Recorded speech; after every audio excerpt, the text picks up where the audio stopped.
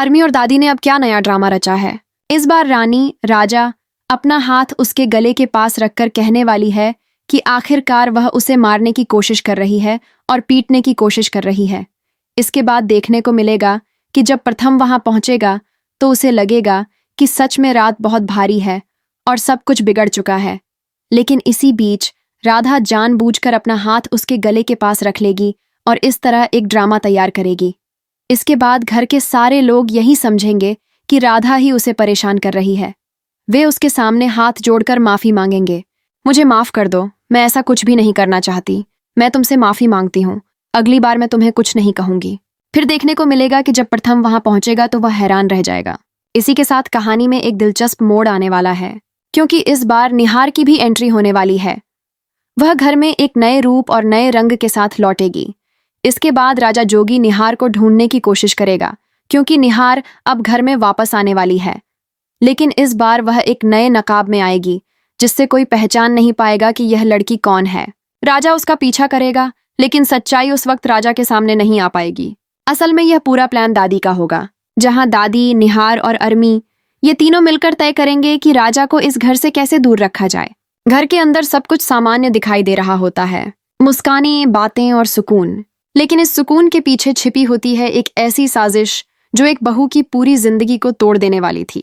रात का सन्नाटा पूरे हवेली में पसरा हुआ था। हवेली मानो नींद में डूबी थी। दीवार पर लगी घड़ी की टिक टिक तक सुनाई दे रही थी। इसी बीच राधा पानी लेने के लिए रसोई में जाती है, लेकिन तभी उसे कमरे के अंदर से धीमी धीमी आवाजें सुनाई देती हैं। वह रुक जाती है, उसकी सांसें थम जाती हैं। धीरे धीरे कदम बढ़ाते हुए वह दीवार के पीछे जाकर कान लगाती है। कमरे में दादी और डॉक्टर की बातचीत चल रही होती है, और जो रात्या सुनती है वह उसकी जिंदगी की सबसे बड़ी चोट बन जाती है। दादी की तेज आवाज गूंजती है, सुनो डॉक्टर, वही करो जो मैंने कहा है।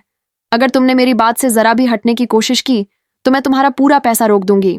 नकली सोनोग्राफी रिपोर्ट बनाओ कि रातिया मां नहीं बन सकती, समझे तुम?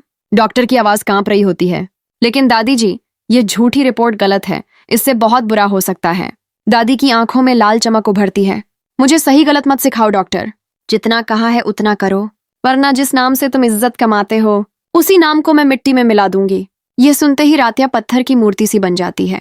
उसकी आंखों में आंसू भर आते हैं, दिल में दर्द और दिमाग में सिर्फ एक सवाल, क्या मेरी अपनी दादी ऐसा कर सकती है? रातिया चुपचाप वहां से निकल जाती है, लेकिन उसकी हर सांस अब एक तूफान बन चुकी थी। अगली सुबह बिना किसी को कुछ बताए वह सीधे डॉक्टर के क्लिनिक पहुंचती है। डॉक्टर उसे देखकर घबरा जाता है। पसीना उसके माथे से टपकने लगता है। राधा की आवाज भारी और दर्द भरी होती है, डॉक्टर साहब, मुझे सच चाहिए, क्या यह रिपोर्ट असली है? कुछ पल की चुप्पी के बाद डॉक्टर झुक जाता है और टूट जाता है।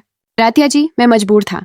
दादी ने मुझ पर दबाव डाला, पैसों का लालच दिया, और मैंने वही किया जो उन्होंने कहा।